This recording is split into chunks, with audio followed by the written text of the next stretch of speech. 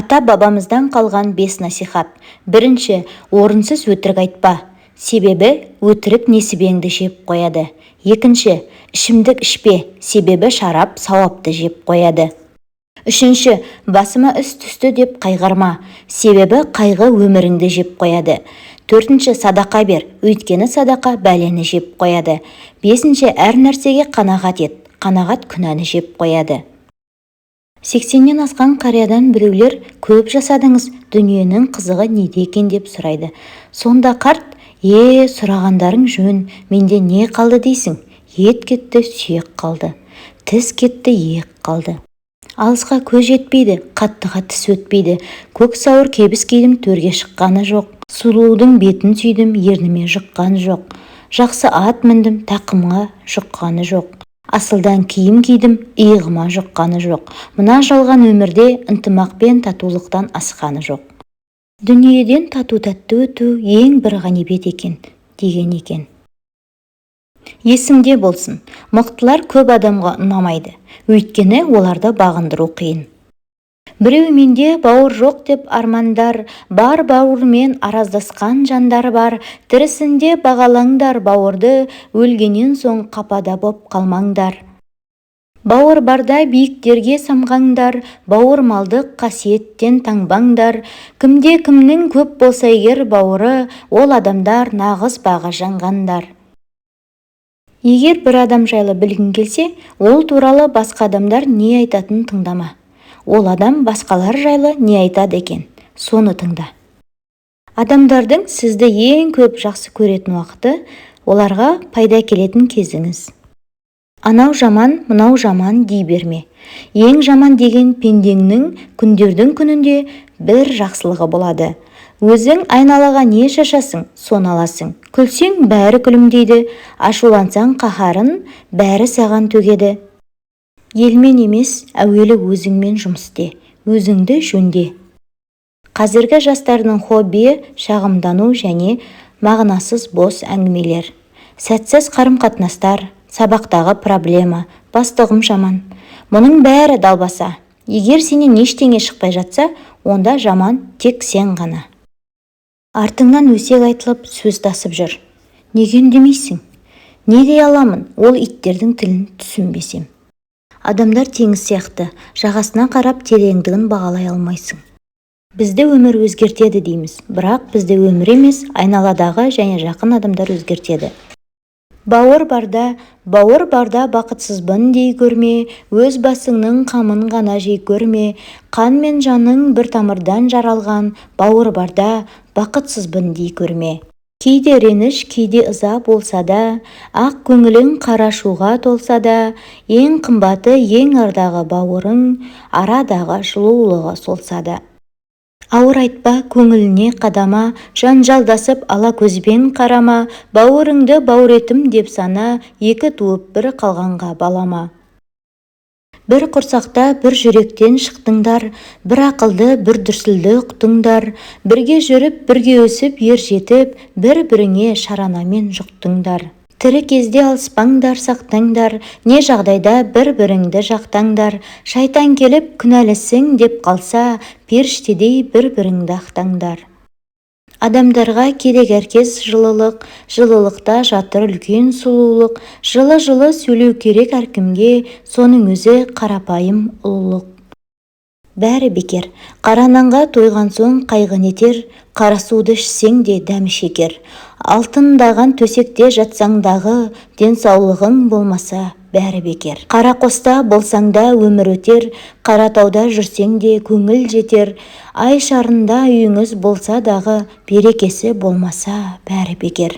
Гүл ішінде ара бар шағып өтер, ел ішінде ала бар кері кетер. Бір ұяның түлегі бір-бірінің, шұқып жатса көздерін бәрі бекер.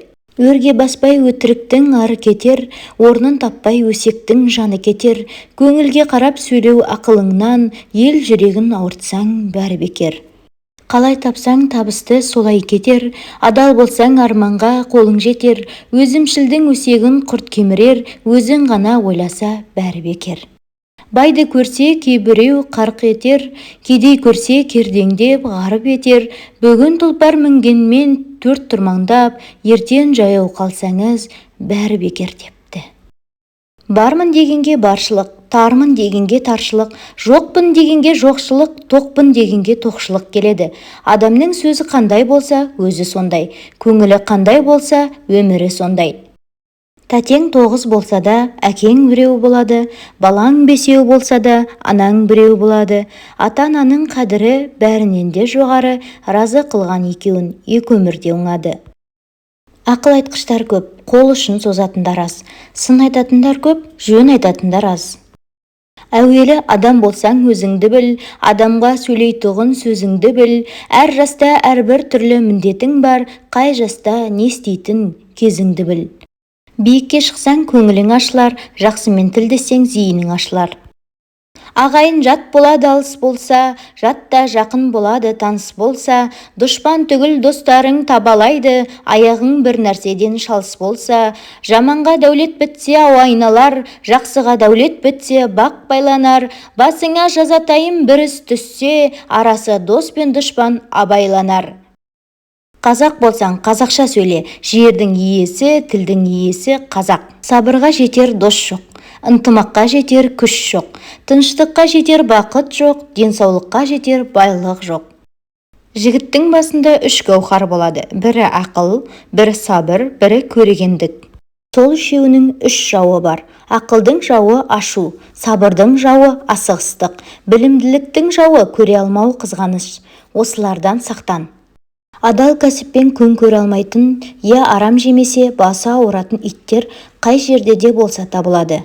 Айтпағанды айтты деп, етпегенді етті деп оттайтын хайуандар әсіресе біздің қазақта көп. Күнәм жойқын тәубем аз, тіршіліктен не таптым, дүние жемтік мен төбет, соны бақпай не бақтым, ырылдасып әркіммен не қапқыздым, не қаптым. 4 адамға жақын бол: ықыластыға, ақылдыға, кішіпейілге және шыншылға. Өмірде әр адамның жақсылығы сауапсыз, жамандығы жауапсыз қалмайды. Жақсы адам жыртық киім кисе де нұрланып ішінен көрініп тұрады. Менмендік, яғни өзімшілдік өзге тағылған айна сияқты. Қайда қараса да өзінен басқасын көрмейді. 3 алыстың біреуі аспан мен жер, адамның бір ғұмыры есікпен төр. Өзіңе берілген сол ғұмырыңды мағыналы өткізбесең өзіңнен көр. Ақылды өзінен көреді, ақылсыз ағайыннан көреді. Жақсы өз басынан көреді, жаман жолдасынан көреді. Жақсы адам қартайса, ақсақалда абызға айналады. Жаман адам қартайса, піспей қалған қауызға айналады. Хандар киген қамқатон шүберек болар тозған соң, жігіт жақсы бола алмас, алғаны жаман болған соң. Сұлу әйелге үйленсең, оның күзетшісіне айналасың. Атақты әйелге үйленсең, оның атағына телінесің. Бай әйелге үйленсең, оның көп мүлкінің біріне айналасың. Ал ақылды, иманды әйелге үйленсең, оның сенімді серігі бола аласың. Бұрынғылар жыртықты жамап киетін еді, шамасы жоқтан. Қазіргілер бүтінді жыртып киетін болды, санасы жоқтан. Бұрындары үйге келген қонақ жағдаймен көңіл сұрайтын, ал қазір Wi-Fi-дің кодын сұрайды. Бұрынғылар 7 шелпек тарататын, таратсаң сауап болады дейді. Қазіргілер 7 SMS таратады, таратпасаң өліп қаласың дейді. Бұрын ауылға барғанда ата-әженің жанына жатуға тырысушы едік. Қазір резеткенің жанына жатуға тырысасың. Ұлға білім берсең, сауатты ер шығады. Қызға білім берсең, сауатты ел шығады. Тамақты жамандаған қарынның тоқтығы, туысты жамандаған ақылдың жоқтығы.